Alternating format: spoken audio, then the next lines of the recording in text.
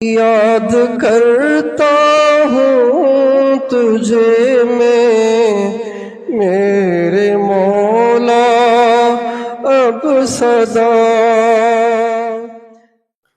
بسم اللہ الرحمن الرحیم، الحمد للہ وکفا وسلام علی عبادہ الذین اصطفیٰ، خصوصاً علی سید الرسل وخاتم الانبیاء محمد المصطفیٰ وعلى آلہ المجتبى اما بعد، فاعوذ باللہ من الشیطان الرجیم، بسم اللہ الرحمن الرحیم، وَلِلَّهِ عَلَى النَّاسِ حِجُّ الْبَيْتِ مَنِ اسْتَطَاعَ إِلَيْهِ سَبِيلًا۔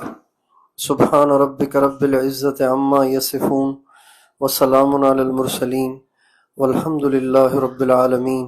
اللہم صل علی سیدنا محمد وعلی آل سیدنا محمد وبارک وسلم۔ اللہ تعالیٰ کا احسان اور کرم ہوا ہم سب کے اوپر کہ اللہ تعالیٰ نے ہم جیسے گندے گناہ گاروں اور سیاہ کاروں کو اس مبارک فریضے کی ادائیگی کے لیے قبول کیا۔ ان مقدس جگہوں پہ آنا ہر ایک کو نصیب نہیں ہوتا، اللہ جس کا انتخاب کرے وہی آتا ہے۔ آپ دیکھیں گے کہ دنیا میں بہت سے پیسے والے اور سفر کے عادی ایسے بہت سے لوگ ہوتے ہیں کہ جن کے پاس پیسہ ہوتا ہے لیکن وہ سفر کر نہیں سکتے، وہ گھر سے باہر نہیں رہ سکتے۔ لیکن ایسے بہت سے لوگ ملیں گے کہ جن کے پاس پیسہ بھی ہے، سفر بھی بہت کرتے ہیں، بیوی بچوں کو لے کے کبھی کینیڈا چلے جاتے ہیں، کبھی بیوی بچوں کو لے کے امریکہ چلے جاتے ہیں، کبھی بیوی بچوں کو لے کے آسٹریلیا چلے جاتے ہیں، ملیشیا اور دبئی تو عام جاتے ہیں، لیکن ان کو کبھی بھی حرمین شریفین کی حاضری کی سعادت نہیں ملتی۔ اس سے پتہ چلتا ہے کہ یہ انتخاب ہے، یہ اختیار نہیں ہے، اختیار نہیں، انتخاب ہے۔ جو چاہے آ جائے، ایسے نہیں ہو سکتا۔ قدم یہ اٹھتے نہیں، اٹھائے جاتے ہیں۔ یہاں کوئی آتا نہیں ہے بلکہ بلایا جاتا ہے۔ اللہ جسے بلائے وہ آئے گا، اللہ جسے نہ بلائے وہ نہیں آئے گا۔ اللہ جسے بار بار بلائے وہ بار بار آئے گا، اللہ جسے ایک دفعہ بلائے وہ ایک دفعہ آئے گا۔ ایسے بہت سے لوگ یہاں دیکھے گئے کہ جو بہت غریب ہیں، عمریں بھی ان کی بڑی ہیں، لیکن پتہ نہیں کتنے حج کر لیے انہوں نے۔ ایک دفعہ یہاں پہ ایک بڑے میاں سے ملاقات ہوئی، بوڑھے تھے، یہ کوئی 16-17 سال پہلے کی بات ہے۔ تو ایسے ہی تعارف ہوا، میں نے پوچھا کہاں سے، علاقہ بتایا، تو میں نے کہا پہلے کبھی آنا ہوا ہے؟ کہ اللہ کا شکر ہے۔ کتنی دفعہ ہیں؟ کہنے لگے یہ 30واں حج ہے، 30واں حج ہے۔ تو میں ایک دفعہ ہل گیا، میں نے کہا کوئی بہت لینڈ لارڈ آدمی ہوں گے یا کوئی ٹریول ایجنسی ہوگی ان کی، 30واں حج جو کر رہے ہیں۔ تو ایسے ہی میں نے اندر کی باتیں لینا شروع کی، تو بیچارے بالکل ہی غریب مسکین آدمی، نہ کوئی زمین نہ کوئی کاروبار، مزدور سے آدمی تھے۔ میں نے کہا پھر یہ 30واں حج، آپ کے اسباب تو ایسے نہیں ہیں کہ آپ 30واں حج کریں، یہ 30واں حج کیسے کر رہے ہیں؟ کہنے لگے ہر دفعہ آتا ہوں نا، جب آتا ہوں تو پورا سفر اگلے سفر کی منظوری لیتا ہوں، تو پھر آ جاتا ہوں۔ جب بھی آتا ہوں اگلے سفر کی منظوری لیتا ہوں، بیت اللہ سے چمٹ کے ملتزم پہ رو کر طواف کے دوران منا میں، عرفات میں، جہاں جہاں موقع ملے روتا رہتا ہوں، مانگتا رہتا ہوں، روتا رہتا ہوں، اللہ میاں ابھی بھی تو آپ ہی لائیں، مہربانی کر اگلی دفعہ بھی لے آنا، تیرے خزانوں میں کیا کمی ہے۔ تو یہاں لوگ آتے نہیں ہیں، یہاں لوگ بلائے جاتے ہیں۔ یہاں کا آنا اختیاری نہیں ہے، بلکہ یہاں کا آنا انتخابی ہے، انتخاب ہوتا ہے۔ پوری کائنات میں سے 6 بر اعظموں میں سے اللہ تعالیٰ نے چھانٹ کے یہ مجمع بھیجا ہے جو آپ کو یہاں نظر آ رہا ہے۔ یہ پوری کائنات کے چھانٹے ہوئے، چنے ہوئے اور منتخب بندے اور بندیاں ہیں جن کو اللہ تعالیٰ اس سال کے حج کی ادائیگی کے لیے لائے ہیں۔ شکر کریں کہ ہمارا بھی اس میں نام ہے، اللہ کا احسان ہے، ورنہ ہمارے کرتوت تو ایسے نہیں ہیں۔ ہر ایک اگر اپنے گریبان میں جھانکے تو وہ اپنے آپ کو بہت اچھی طرح جانتا ہے۔ بل الانسان علی نفسہ بصیرہ، اللہ تعالیٰ قرآن مجید میں فرماتے ہیں انسان کو سب سے زیادہ اپنا پتہ ہوتا ہے، لیکن اپنی خبر نہیں لیتے، اوروں کی خبر لیتے رہتے ہیں، وہ یوں کرتا ہے، وہ یوں کرتا ہے، وہ یوں کرتا ہے۔ بھائی اپنی خبر تو لیں، ہم کیسے ہیں؟ بل الانسان علی نفسہ بصیرہ، انسان سب سے زیادہ اپنے آپ کو اپنی اولاد کو بھی ہم اتنا نہیں جانتے جتنا اپنے آپ کو جانتے ہیں، لیکن ہم اس کا خیال نہیں کرتے، بس ہم اوروں کے کیڑے نکالتے رہتے ہیں، اوروں کی خرابیاں دیکھتے رہتے ہیں، اپنی طرف نظر نہیں کرتے، اس لیے پھر خود فراموشی میں مبتلا ہو جاتے ہیں۔ تو ہمارے کرتوت کیا ہیں، ہمارے اعمال کیا ہیں، اس کے باوجود بھی اللہ تعالیٰ نے ہمیں یہاں بلا لیا۔ یہ قدم اس قابل تو نہیں تھے کہ یہ اس سرزمین پہ چلیں جس سرزمین پہ ہمارے آقا چلے، یہ قدم اس قابل تو نہیں ہے کہ اس زمین کو روم دیں جس زمین پہ حضرت جبریل ہزاروں دفعہ اترے ہیں۔ یہ جہاں آپ بیٹھے ہوئے ہیں نا، ابھی جہاں آپ ابھی بیٹھے ہوئے ہیں، یہاں ہزاروں دفعہ حضرت جبریل آئے ہیں۔ کتنی دفعہ؟ ہزاروں دفعہ۔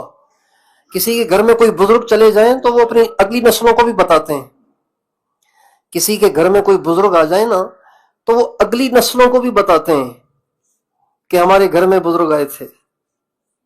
ابھی یہاں آنے سے پہلے کراچی میں ایک ساتھی کے گھر جانا ہوا، کہنے لگے آج آپ ہمارے گھر پہ آئے، ہمارے گھر میں آج سے 50-60 سال پہلے فلاں بزرگ آئے تھے۔ ہم اپنے بچوں کو بتاتے ہیں کہ ہمارے گھر میں فلاں بزرگ آئے تھے۔ حضرت جبریل یہاں ہزاروں دفعہ آئے ہیں، اور ہمارے نبی نے اپنی زندگی کے 53 برس یہاں گزارے ہیں۔ کتنے برس؟ 53 سال انہی فضاؤں میں ہمارے نبی نے یہاں گزارے ہیں۔ ہمارے نبی کی پیدائش یہاں، ہمارے نبی کا بچپنا یہاں، ہمارے نبی کا بکریاں چرانا یہاں، ہمارے نبی کی جوانی یہاں، ہمارے نبی کی مزدوریاں یہاں، ہمارے نبی کی تجارت یہاں، ہمارے نبی کی شادیاں یہاں۔ 25 سال کی عمر میں آپ کی پہلی شادی ہوئی، یہاں ہوئی، جس شہر میں آپ بیٹھے ہوئے ہیں اسی شہر میں۔ 53 برس حضور نے ان فضاؤں میں، ہواؤں میں گزارے ہیں۔ جب آپ یہ سوچتے رہیں گے نا تو یہاں کی کسی بات سے آپ کو ناگواری نہیں ہوگی، سفر آسان ہوگا۔ جب یہاں کی دھوپ آپ پہ پڑ رہی ہو تو سوچیں میرے نبی پر 53 سال یہاں کی دھوپ پڑی ہے۔ جب یہاں کی گرم ہوائیں آپ کو چھوئیں تو آپ سوچیں ان گرم ہواؤں میں میرے نبی نے 53 سال گزارے زندگی کے۔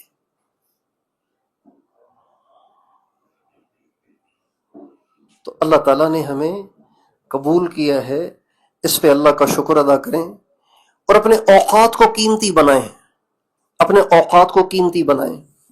یہاں پہ جب آدمی آتا ہے نا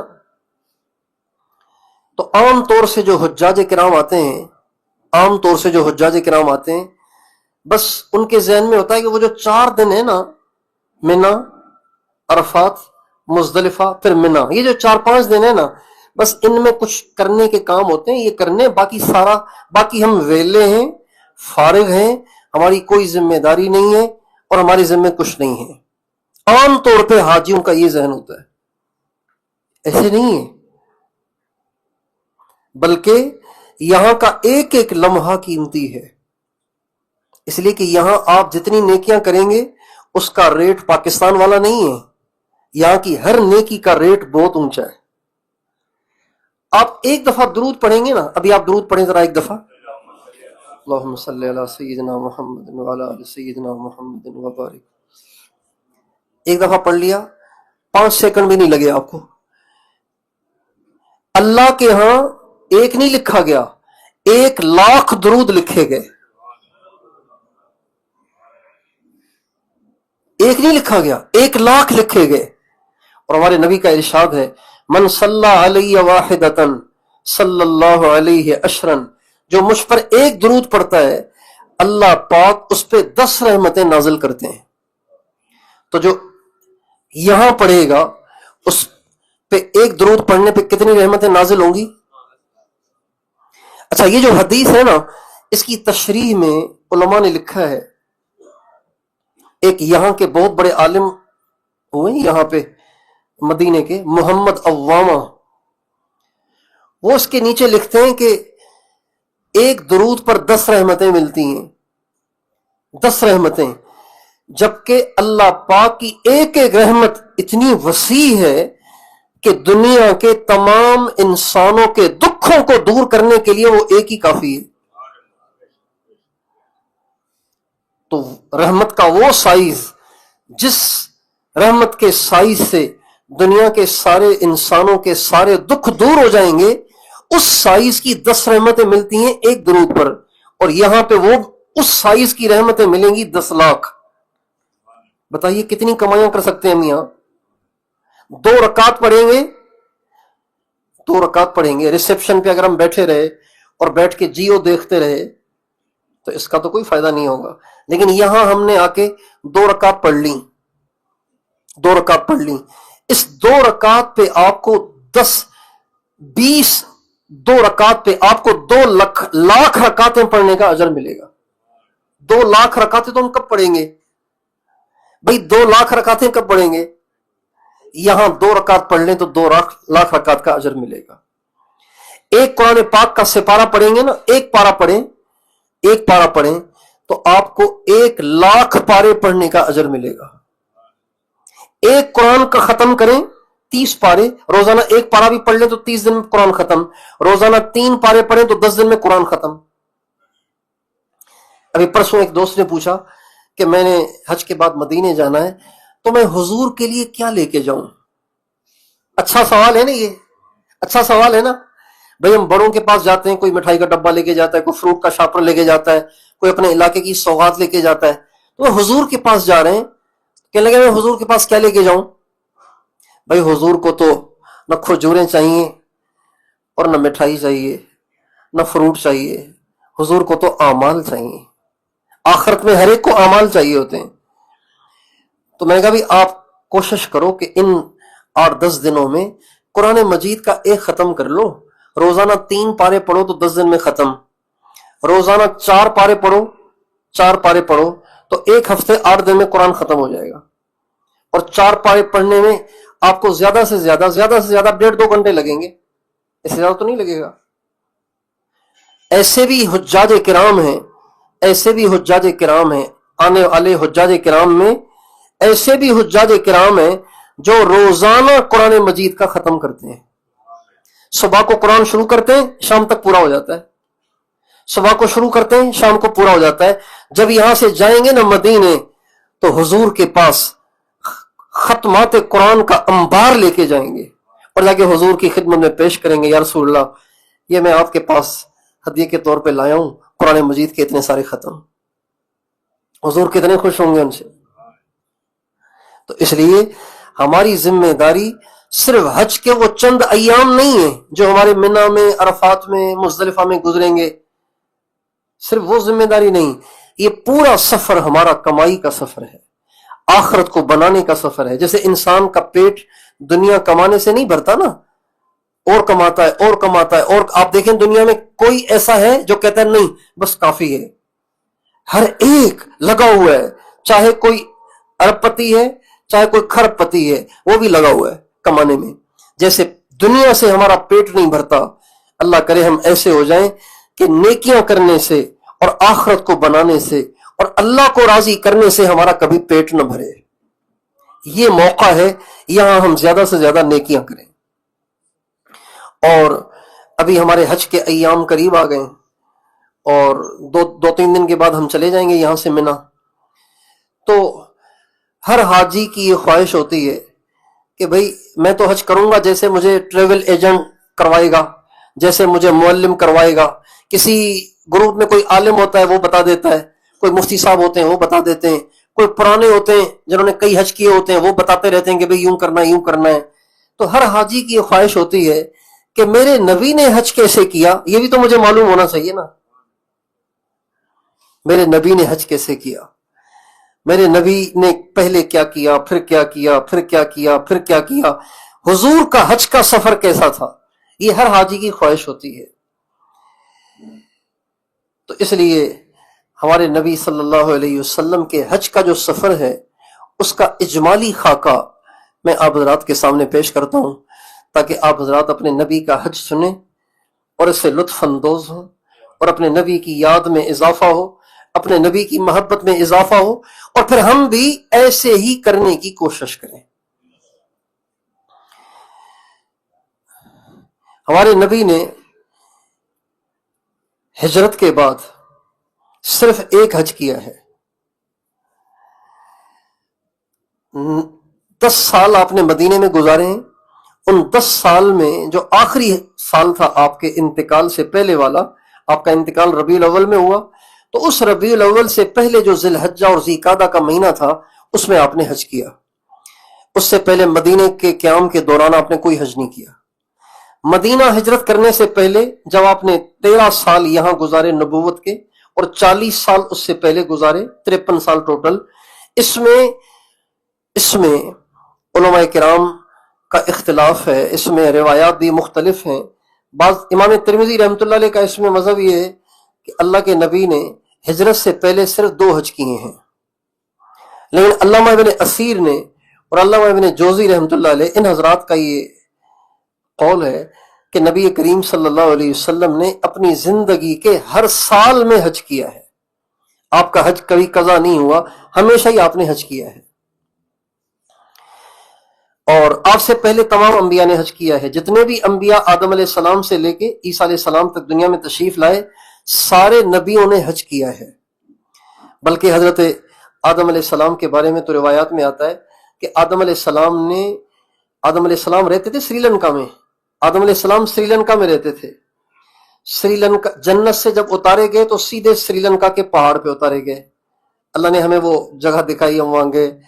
اس پہاڑ پہ حضرت آدم علیہ السلام اترے تھے اور وہیں ان کا قیام رہا. اس زمانے میں یہ ہندوستان کہلاتا تھا. تو کتابوں میں لکھا ہے کہ آدم علیہ السلام نے سری لنکا سے 40 مرتبہ پیدل حج کیا، پیدل تشریف لائے وہاں سے 40 مرتبہ، 40 حج کیے.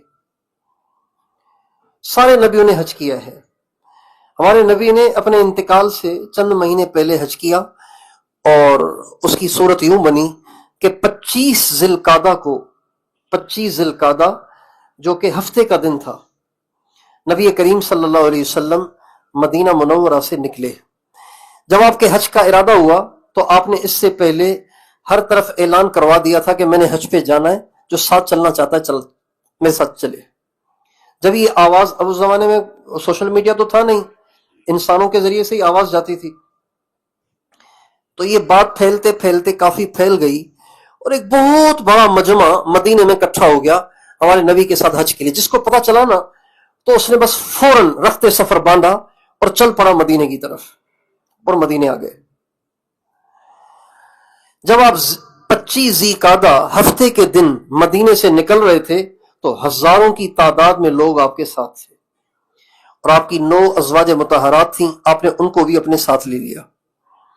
اور 25 ذی القعدہ ظہر کی نماز سے پہلے آپ نے تمام جو لوگ موجود تھے ان کو احرام کا طریقہ بتایا کہ احرام باندھنا کیسے ہے، چونکہ اب یہ اسلام کا پہلا حج ہو رہا ہے حضور کی سرپرستی میں. اس سے پہلے سن 9 ہجری میں حضرت ابوبکر صدیق کو آپ نے حج کے لیے بھیجا تھا مسلمانوں کے ساتھ، لیکن آپ کی سرپرستی میں یہ پہلا حج ہو رہا تھا تو آپ نے احرام کا طریقہ بتایا. اس کے بعد نماز پڑھائی ہفتے کے دن، ظہر کی نماز پڑھ کے آپ یہاں سے ذوالحلیفہ چلے، جہاں سے مدینے سے آنے والا احرام باندھتا ہے، آپ میں سے بھی بہت سارے گئے ہوں گے، بلکہ آپ تو ہو کے آ گئے نا، یا آپ جائیں گے؟ جائیں گے۔ تو ذوالحلیفہ میں، ماشاءاللہ، ذوالحلیفہ میں آپ تشریف لائے۔ ذوالحلیفہ میں کوئی مسجد نہیں تھی، ایک درخت تھا کیکر کا ایک درخت تھا۔ آپ علیہ السلام سفر میں آتے جاتے وہاں آرام کرتے تھے۔ تقریباً 6 میل کا فاصلہ ہے یہ ذوالحلیفہ۔ تو کیکر کا ایک درخت تھا، وہاں آپ تشریف لاتے تھے، وہاں آپ آ کے آرام کرتے تھے، وہیں آپ تشریف لائے۔ اور صحابہ نے آپ سے پوچھا یا رسول اللہ پھر ہمیں احرام باندھنا کہاں سے؟ آپ نے فرمایا جو مدینے سے آئے گا اس نے احرام یہاں سے باندھنا ہے، جو فلاں جگہ سے وہ فلاں جگہ سے، جو فلاں جگہ سے جو فلاں جگہ سے، وہ اپنے میقات لوگوں کو بتائے۔ اس کے بعد آپ وہاں تشریف لائے۔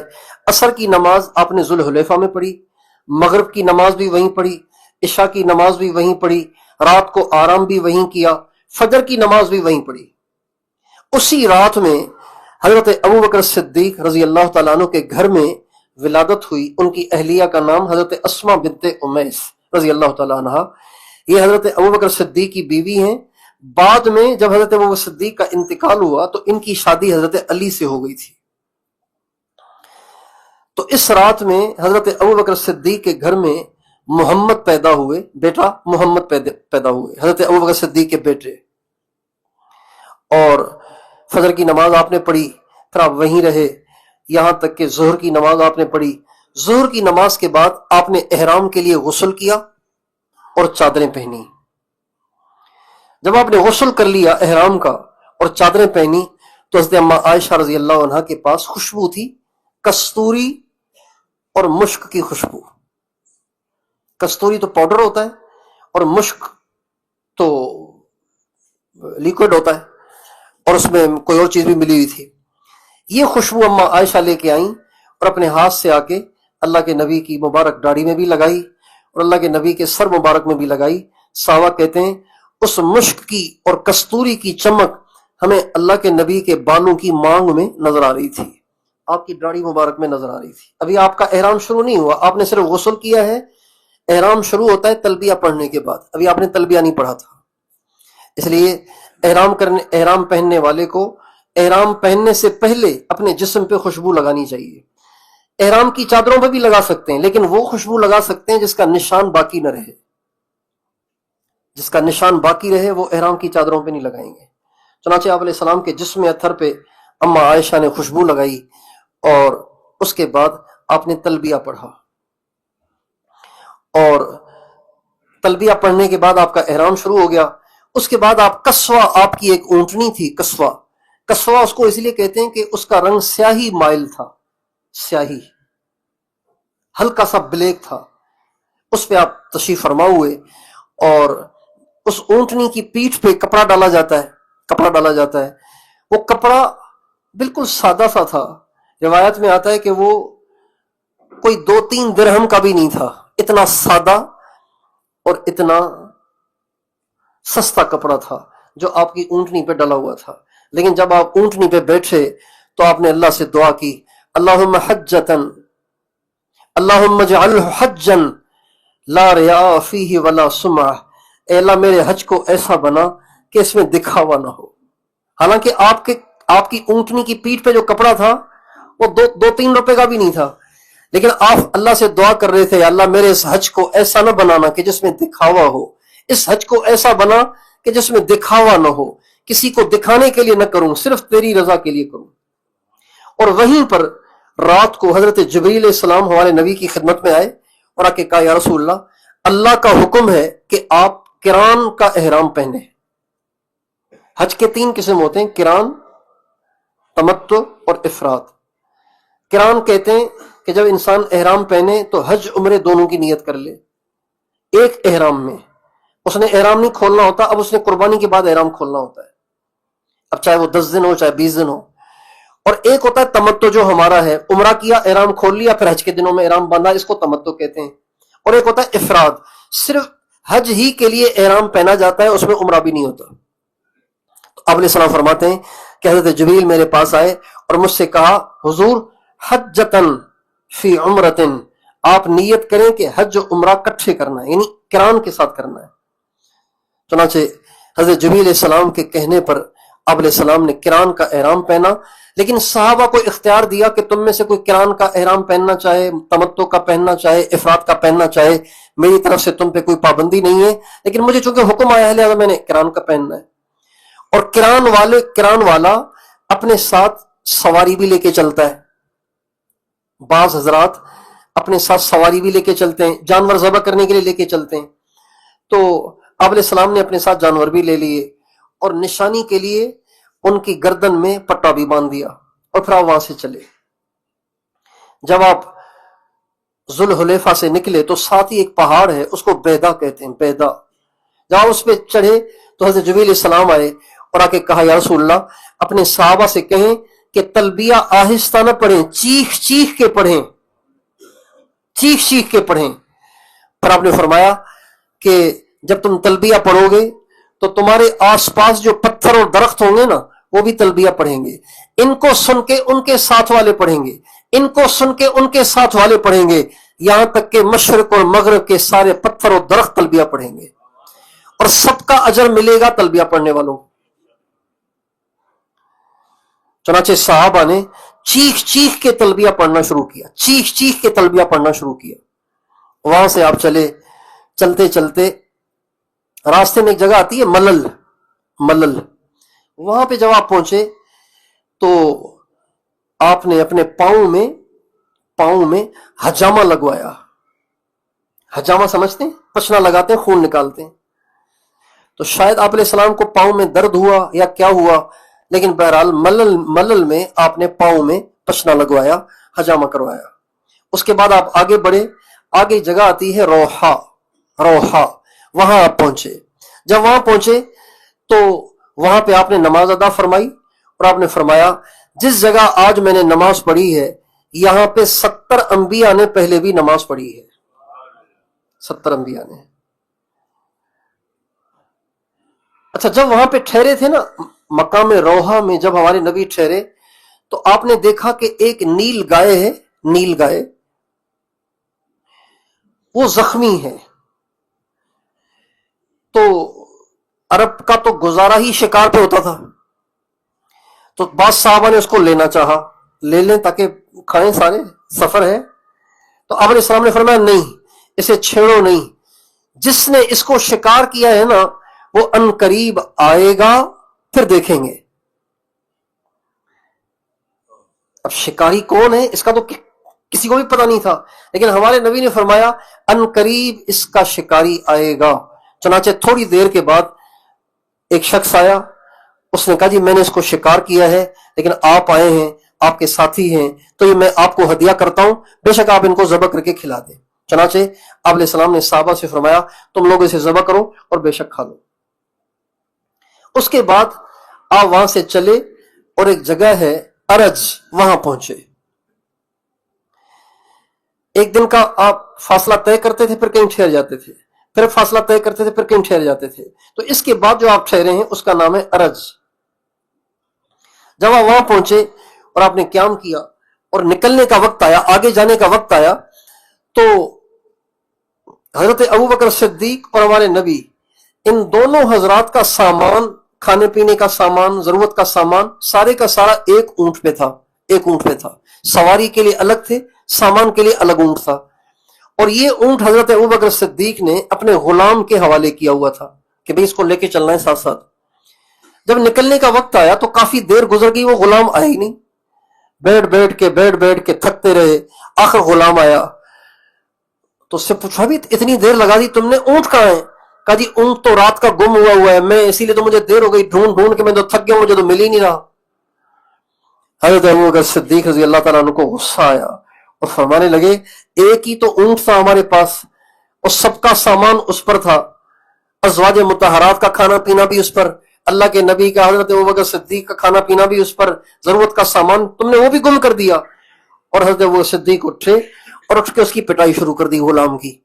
جب حضرت ابوبکر صدیق غلام کو مار رہے تھے تو نبی کریم صلی اللہ علیہ وسلم مسکرا رہے تھے اور آپ فرما رہے تھے انظروا الی ھذا المحرم، دیکھو یہ احرام پہنے ہوئے کیا حرکتیں کر رہا ہے، دیکھو یہ احرام پہن کے کیا حرکتیں کر رہا ہے، احرام پہنا ہوا ہے اور غلام کی پٹائی کر رہا ہے۔ اب جب یہ بات صحابہ میں مشہور ہوئی نا تو ایک صحابی حضرت فضالہ سلمی رضی اللہ تعالیٰ عنہ جلدی سے ایک ڈبہ لے آئے حضور کے پاس. حضور آپ کا سامان تو گم ہو گیا, یہ حلوہ ہے میرے پاس, آپ بیٹھ کے کھا لیں. جب یہ حلوہ آیا تو نبی کریم صلی اللہ علیہ وسلم نے حضرت ابو صدیق سے فرمایا آؤ بھائی ابو بکر کھانے کی چیز اللہ نے بھیج دی ہے, بہت اچھا کھانا آ گیا ہے, آؤ بیٹھ کے کھاؤ. لیکن حضرت ابو صدیق غصے میں ایسے سرخ ہو رہے تھے تو آپ نے فرمایا ابو بکر جانے دو غصے کو, یہ معاملہ ایسا ہے جو نہ تیرے ہاتھ میں ہے نہ میرے ہاتھ میں ہے. چنانچہ حضرت ابو صدیق کو بلایا اور بیٹھ کے دونوں حضرات نے وہ حلوہ کھایا. تھوڑی دیر میں حضرت سعد اور حضرت ابو قیس یہ دونوں صحابی آپ علیہ السلام کے پاس ایک سامان سے لدا ہوا اونٹ لے کے آئے. یا رسول اللہ ہم نے سنا کہ آپ کا تو اونٹ گم ہو گیا, تو یہ ہم سامان لائے ہیں, آپ کو بھی کام آئے گا, حضرت ابو بکر کو بھی کام آئے گا, ازواج مطہرات کو بھی کام آئے گا. اور ہمیں نہیں بھائی اللہ تمہیں برکت دے, ہمارا اونٹ الحمدللہ مل گیا ہے. چنانچہ آپ کا اونٹ مل گیا تھا. اور پھر اچھا یہاں پہ ایک یہ بھی واقعہ پیش آیا کہ آپ صلی اللہ علیہ وسلم نے ریت کے ٹیلے کے پاس ایک ہرن کو دیکھا جو زخمی ہے اور بیٹھا ہوا ہے. جب آپ کی نظر پڑی نا اس زخمی ہرن پہ تو آپ نے ایک صحابی سے فرمایا تم یہاں کھڑے ہو جاؤ تاکہ کوئی صحابی اس کو لے نہ لے. آپ کو وحی کے ذریعے سے معلوم ہو گیا کہ یہ جو ہرن ہے نا اس کو جو شکار کیا ہے کسی محرم نے کیا ہے.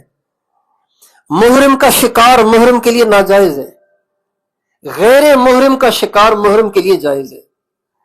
محرم کو تو شکار کرنا ویسے ہی ناجائز ہے, لیکن اگر کسی محرم نے شکار کیا لیکن خود نہیں کھایا تو دوسرے کے لیے بھی کھانا جائز نہیں ہے. آپ کو وحی کے ذریعے سے معلوم ہوا کہ اس کا شکار کسی محرم نے کیا ہے. چنانچہ آپ نے ایک صحابی کو کھڑا کیا, یہاں کھڑے رہو, ایسے نہ کوئی اپنا احرام خراب کرے اور اب اس میں سے کھانا لے, لہذا آگے چلو. چنانچہ سارے کے سارے وہاں سے گزر گئے. آپ آگے چلے, آگے جا کے ایک علاقہ آیا عصفان, وہاں پہ آپ نے پڑاؤ ڈالا اور آپ نے فرمایا میں دیکھ رہا ہوں کہ حضرت ہود علیہ السلام اپنے زمانے میں اور حضرت صالح علیہ السلام اپنے زمانے میں ایک جوان سرخ اونٹ پہ بیٹھ کر یہاں سے گزر رہے ہیں. یعنی یہ حضرات گزرے تھے اپنے زمانے میں, لیکن آپ علیہ السلام فرمانے لگے یہاں سے گزرتے ہوئے میرے سامنے وہ منظر آ گیا ہے کہ ہود علیہ السلام جوان سرخ اونٹ پر بیٹھ کے یہاں سے حج کے لیے جا رہے ہیں. پھر حضرت صالح علیہ السلام بھی اپنے زمانے میں ایک سرخ جوان اونٹ پہ سوار ہو کے یہاں سے گزر رہے ہیں. اس کے بعد آپ آگے چلے تو آگے ایک علاقہ آیا, اس کو ابوا کہتے ہیں.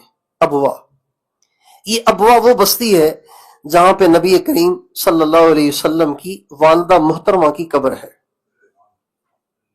ہمارے نبی جب 5-6 سال کے تھے یا 4 سال کے تھے, چھوٹی عمر تھی,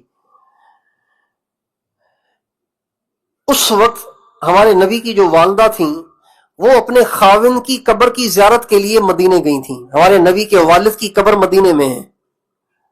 پہلے باب السلام کے قریب قبر تھی, جہاں باب السلام ہے نا, جہاں ہم سلام پڑھنے جاتے ہیں, اس کے باہر یہاں حضرت عبداللہ کی قبر تھی. لیکن جب مسجد کی توسیع ہوئی کوئی 70s میں, 77, 78 یا 76 یہ سن تھا, اس میں جب مسجد کی توسیع ہونے لگی تو اس قبر کے بارے میں یہی طے ہوا, یہاں کی جو حکومت ہے انہوں نے آپس میں یہی طے کیا کہ اس قبر کو شفٹ کر لیا جائے جنت البقیع میں. چنانچہ قبر کو کھودا گیا. جب کھودا گیا تو نبی کریم صلی اللہ علیہ وسلم کے والد گرامی بالکل صحیح سالم تھے.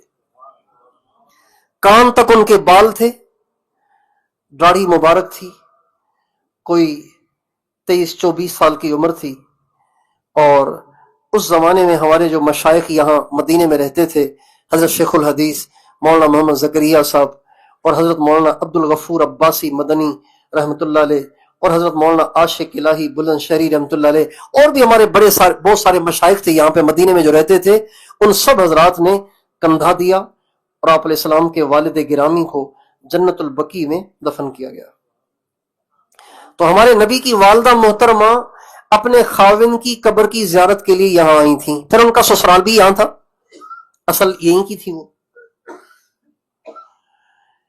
جب یہاں سے اپنے جوان خاوند کی قبر کی زیارت کی نا، تو وہ جو زخم آیا تھا انتقال کے وقت، وہ ذرا گہرا ہو گیا، اور اتنا صدمہ لے لیا انہوں نے دل پر اپنے جوان خاوند کے دنیا سے چلے جانے کا، کہ اس کی وجہ سے ان کی طبیعت خراب ہوئی، اور ابوا پہ پہنچ کے ان کو ہارٹ اٹیک ہوا اور وہ دنیا سے رخصت ہوئی۔ اس وقت حضرت آمنہ کے ساتھ ایک ہمارے نبی تھے جن کی عمر 5-6 سال تھی، اور ایک ان کے ساتھ حضرت ام ایمن تھیں جو گھر کا کام کاج کرتی تھی۔ چنانچہ یہی ان کو دفن کیا گیا ابوا میں، اور نبی کریم صلی اللہ علیہ وسلم کی عمر اس وقت چھوٹی سی تھی، آپ بہت رو رہے تھے اور آپ قبر کو چھوڑنے کے لیے تیار نہیں تھے، آپ جانے کے لیے تیار نہیں تھے، لیکن حضرت ام ایمن نے سمجھا بجھا کے آپ کو راضی کر لیا، اور آپ ان کے ساتھ مکہ معظمہ واپس آئے۔ اب جب یہاں سے حج کے لیے روانہ ہو رہے ہیں تو آپ کے ساتھ دنیا ہے، ہزاروں انسان ہیں۔ حدیث میں آتا ہے جب آپ چل رہے تھے توجہ ادھر رکھیں گے نا تو پھر زیادہ مزہ آئے گا، اس کو رہنے دیں فی الحال۔ جب آپ چل رہے تھے نا، جب آپ مدینے سے نکل رہے تھے حج کے لیے جا رہے تھے، تو آپ کے دائیں بھی لوگ تھے، بائیں بھی لوگ تھے، آگے بھی لوگ تھے، پیچھے بھی لوگ تھے، جہاں تک انسان کی نظر جائے لوگ ہی لوگ تھے۔ اتنی بڑی دنیا آپ کے ساتھ جان نثار ہو کر اور آپ کے غلام بن کر آپ کے ساتھ چل رہے تھے۔ تو جب آپ علیہ السلام ابوا پہنچے تو آپ علیہ السلام نے اللہ تعالیٰ سے اجازت مانگی کہ اگر اجازت ہو تو میں اپنی والدہ کی قبر کی زیارت کے لیے جاؤں۔ چنانچہ اللہ تعالیٰ کے ہاں سے اجازت ملی، آپ علیہ السلام اس پہاڑی پہ چڑھے، پہاڑی پہ قبر ہے، آپ علیہ السلام اس پہاڑی پہ، یہاں پہ پہاڑی پہ قبر بناتے تھے پہلے، چونکہ یہاں پہ بارشیں آتی تھیں اور ریلوں کے ریلے آتے تھے تو وہ خطرہ ہوتا تھا کہ کہیں بہا کے لے جائے قبر کو، اس لیے پہاڑوں پہ، ہماری اما خدیجہ رضی اللہ عنہ کی قبر مبارک جو ہے وہ بھی پہاڑ پر ہے۔ آپ یہاں سے جائیں گے نا جنت المعلا تو وہ بھی پہاڑی پر قبر ہے، تو پہاڑی پہ قبر بناتے تھے اس وجہ سے۔ تو حضرت اما آمنہ رضی اللہ عنہ کی قبر بھی پہاڑی پر تھی۔ آپ علیہ السلام اللہ سے اجازت لے کے وہاں گئے، اور کتابوں میں لکھا ہے کہ آپ علیہ السلام اپنی والدہ کی قبر کے پاس بیٹھ گئے اور بہت دیر تک اپنے گھٹنوں پہ سر رکھ کر پھوٹ پھوٹ کے آپ روتے رہے اپنی والدہ کو یاد کر کے، کیونکہ جب ماں نے چھوڑا تھا تو بے سر و سامان تھے، باپ تو پیدائش سے پہلے چلے گئے اور 6 سال کی عمر میں ماں بھی چھوڑ گئی۔ اب جب بچے کا بچپن میں باپ بھی نہ رہے اور ماں بھی نہ رہے تو بچہ تو رل جاتا ہے نا، لیکن اللہ نے ہمارے نبی کو سنبھالا۔ جب ماں نے چھوڑا تھا تو اکیلے تھے، تنے تنہا تھے، اور غریب بھی تھے، غربت بھی تھی، لیکن آج اس کے 57-58 سال کے بعد اللہ کے نبی نے اپنی والدہ کی قبر پہ جب حاضری دی ہے تو آپ دونوں جہانوں کے سردار بن چکے ہیں، اور ہزاروں دنیا آپ کے ساتھ ساتھ چل رہی ہے اور آپ کے اشارے پہ چلنے والے۔ آپ تھوک پھینک رہے ہیں تو کوئی تھوک زمین پہ گرنے نہیں دے رہا، آپ ناک صاف کر رہے ہیں تو کوئی زمین پہ گرنے نہیں دے رہا، آپ وضو کر رہے ہیں تو آپ کی کوہنیوں سے ٹپکنے والے پانی کو کوئی زمین پہ گرنے نہیں دے رہا، بلکہ ان قطروں کو کیچ کر رہے ہیں اور اپنے منہ پہ مل رہے ہیں، اپنے جسم پہ مل رہے ہیں۔ تو یہ عجیب منظر ہے نا، یعنی کتابوں میں تو لکھا ہوا نہیں ہے لیکن سمجھ میں یوں آتا ہے کہ آپ علیہ السلام وہاں بیٹھ کے اپنی ماں کی قبر پہ بیٹھ کے جو گھنٹوں روئے ہیں، تو شاید ہمارے نبی کے یہ جذبات تھے کہ امی جان جب مجھے چھوڑ کے گئی تھی سب میں تنہا تھا، اب دیکھیں اللہ نے مجھے کتنی عزت دے دی ہے، شاید یہ سوچ کے رو رہے ہوں گے۔ اس کے بعد پھر آپ وہاں سے روانہ ہوئے اور آگے ایک جگہ آتی ہے صرف، وہاں پہنچے۔ جب صرف میں پہنچے تو وہاں پہ اما عائشہ رضی اللہ تعالی عنہا کو ماہواری شروع ہو گئی۔ یہ صرف عجیب جگہ ہے، یہاں سے چند کلومیٹر کے فاصلے پہ مکے سے۔ ہمارے نبی کی جب آپ عمرۃ القضاء کے لیے تشریف لائے تھے، ایک دفعہ عمرے کے لیے آئے تھے سن 6 ہجری میں، تو کافروں نے کرنے نہیں دیا، صلح حدیبیہ ہوا، پھر واپس چلے گئے۔ پھر سن 7 ہجری میں آپ دوبارہ عمرۃ القضاء یعنی عمرہ قضا کرنے کے لیے تشریف لائے تھے. تو اس وقت جب آپ مقام صرف پہ پہنچے تو حضرت میمونہ کے ساتھ آپ کی شادی ہوئی. حضرت میمونہ قریش کی عورت تھی، بڑی معزز، لیکن ان کے خاوند کا انتقال ہو گیا. تو نبی کریم صلی اللہ علیہ وسلم کی عادت شریفہ یہ تھی کہ آپ کسی معزز عورت کا جب خاوند فوت ہوتا اور آگے ان کا کوئی وارث اور اس کا کوئی سرپرست نہ ہوتا تو آپ صلی اللہ علیہ وسلم عام طور سے ان کو نکاح کا پیغام بھیجتے تھے. چنانچہ حضرت میمونہ رضی اللہ عنہا کو بھی آپ نے نکاح کا پیغام بھیجا اور یہاں مقام صرف میں ان سے نکاح ہوا. جب عمرۃ القضاء کر کے واپس آئے تو یہیں رخصتی ہوئی. یہاں پہ ایک درخت تھا، آج کل تو اما میمونہ رضی اللہ عنہ کی صرف وہاں قبر ہے، یہاں پہ ایک درخت تھا. پھر وہاں پہ رخصتی ہوئی. اور اللہ کی شان دیکھیں کہ حضرت میمونہ رضی اللہ تعالیٰ عنہ کا انتقال 91 ہجری میں ہوا. 51 نہیں 51 ہمارے نبی کا انتقال ہوا ہے سن 11 ہجری میں اور ان کا انتقال ہوا 51 میں، یعنی 50 سال کے بعد ان کا انتقال ہوا. رخصتی ہوئی تھی سن 7 ہجری میں، تو گویا یہ 3 سال اور وہ 50 سال، یعنی 53-54 سال کے بعد دوبارہ قبر بھی وہیں بن گئی جہاں رخصتی ہوئی تھی. اور ہمارے نبی کی ازواج مطہرات میں سے سب سے آخر میں جن کا انتقال ہوا وہ بھی یہی ہے. 51 ہجری میں ان کا انتقال ہوا اور یہی قبر بنی ہے مقام صرف میں. یہاں مقام صرف میں جب پہنچے تو اما عائشہ رضی اللہ تعالیٰ عنہ کو ماہواری شروع ہو گئی.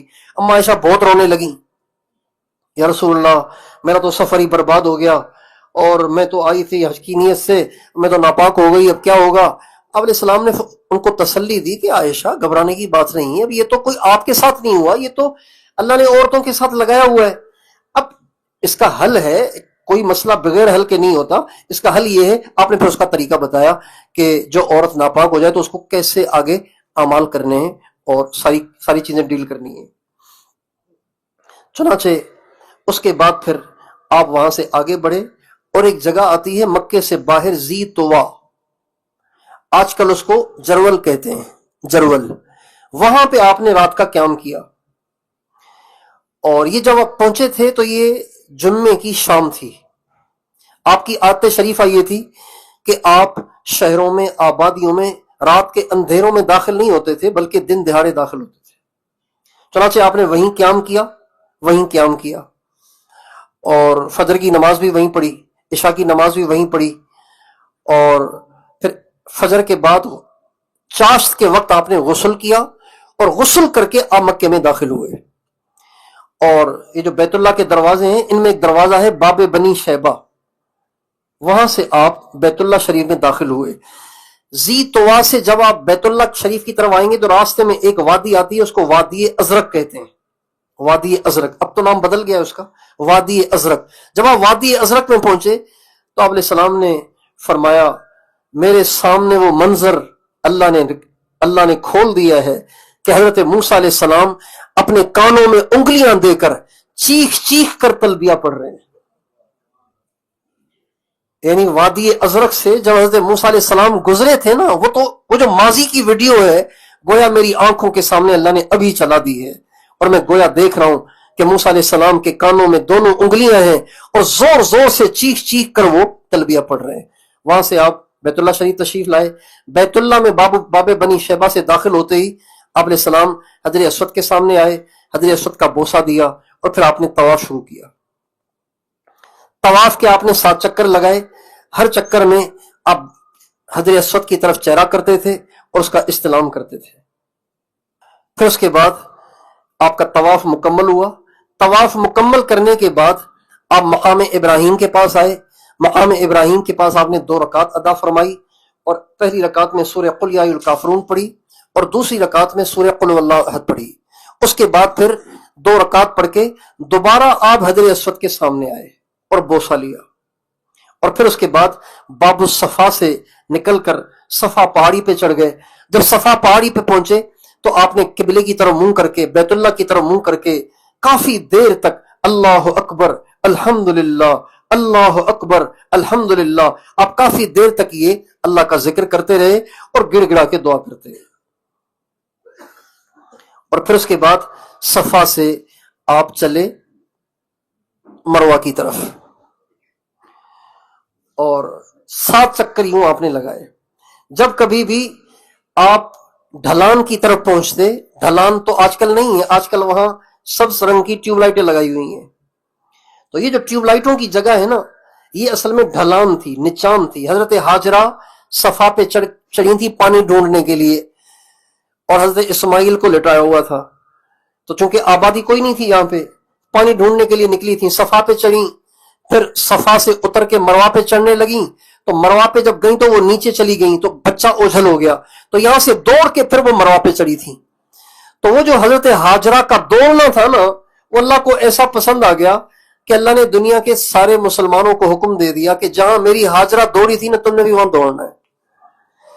اور تو اور خاتم النبیین اور سرور کونین کو بھی اللہ نے حکم دیا کہ آپ نے بھی یہاں دوڑ لگانی ہے، میری ہاجرہ کی دوڑ مجھے اتنی پسند آئی ہے۔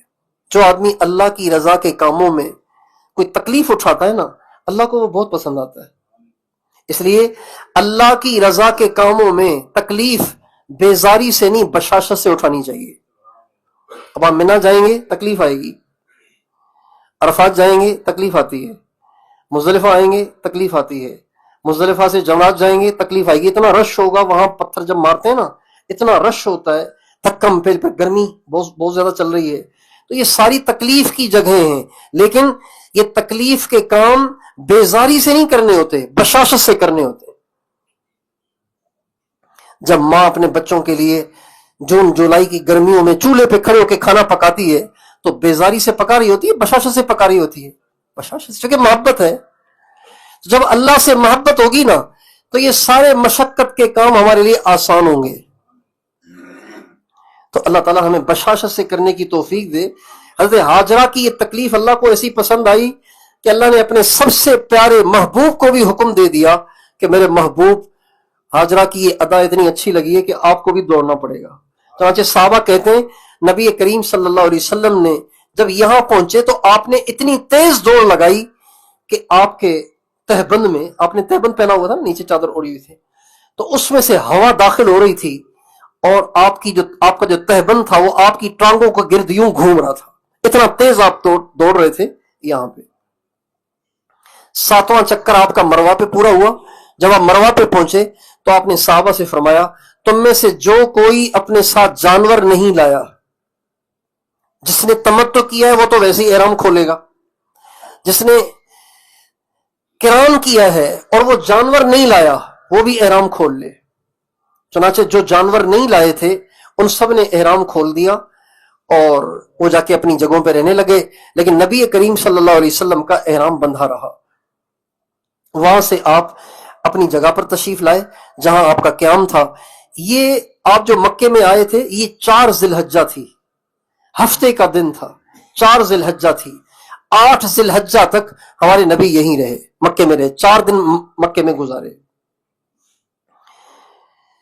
اس سارے سفر میں حضرت علی ساتھ نہیں تھے، حضرت علی یمن گئے ہوئے تھے، ہمارے نبی نے ان کو یمن بھیجا تھا۔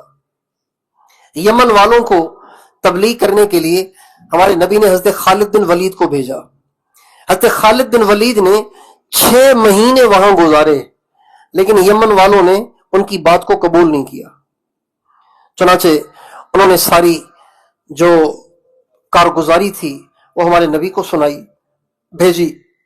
آپ علیہ السلام نے فرمایا آپ واپس آ جائیں، ہم اب علی کو بھیج رہے ہیں۔ چنانچہ آپ نے حضرت علی کو بھیجا اور یہ بھی فرمایا خالد کے جو ساتھی آپ کے ساتھ رہنا چاہیں وہ بے شک رہ جائیں، جو واپس آنا چاہیں وہ واپس آ جائیں۔ چنانچہ حضرت علی تشریف لے گئے۔